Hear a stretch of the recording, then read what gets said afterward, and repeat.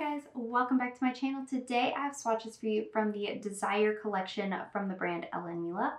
In the description box, I will link the Ella Mila site, I will link their Instagram page, and then I will link my Instagram page where you can see more swatches of everything from today's video. So there are 6 polishes in this collection, and let's go ahead and get started. So first here we have Desert Suede, and this one is like a toffee nude. It is hard for me to describe neutral colors, but I would say maybe like a toffee nude cream. This is pretty opaque here on this first coat. I got full coverage in 2 coats. This is going to dry nice and glossy all on its own. You will want some top coat for longevity purposes, and depending on your application, you might end up needing 3. But there are 2 coats of Desert Suede.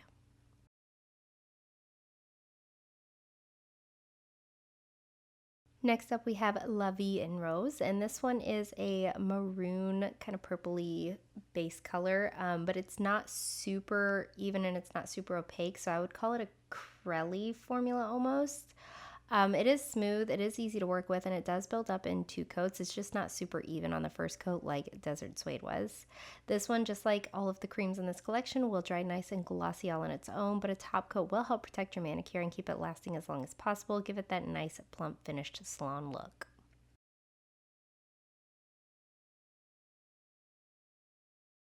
Up next, we have Light to the Touch, and this one is more of a peachy pink nude cream base. It did have some ugly bottle syndrome, but it didn't affect the polish itself.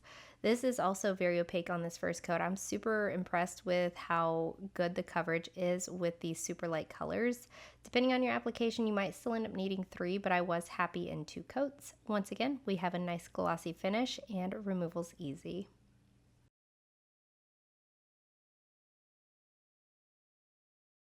Up next, we have Luminous, and this one is kind of a rosy peach base, but it's got this silver shimmer running throughout it.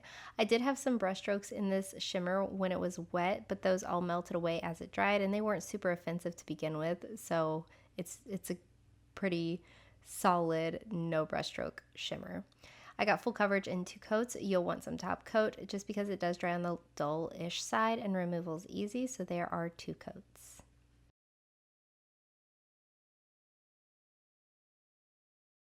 Next up we have Moonshadow, and this is a very interesting color to me. So it's obviously silver, but it does have these like pink undertones to it, and it is a foil polish.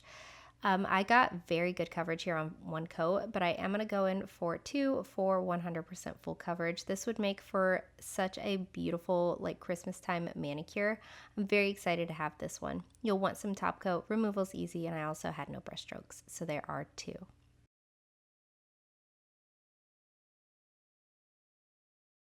And lastly for today we have Stonehearted. This one is the lightest of the neutrals. It definitely leans white, but it's kind of got like yellowy undertones to it. Again, very impressed with the first coat here. I got full coverage in 2.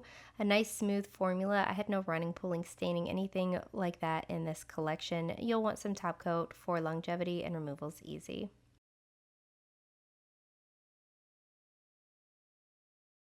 So here's a look at the full collection, and I have to say I really love this set. I think the creams, the nude creams, are definitely the standouts. I like the variety of them too. They all are on the light side, which is what I personally gravitate towards, but they're all very different. The silver metallic is something that I'm going to definitely get some use out of over the holidays, and I do really like the shimmery pink one as well. I don't know when I could see myself wearing it, but it is very soft, dainty, and beautiful. And guys, that is it. Let me know in the comments what you thought of these polishes. Let me know if you plan on picking any of them up, and let me know what your favorite was. Give this video a thumbs up if you liked it, subscribe if you'd like to see more from me, and I will talk to you again next time.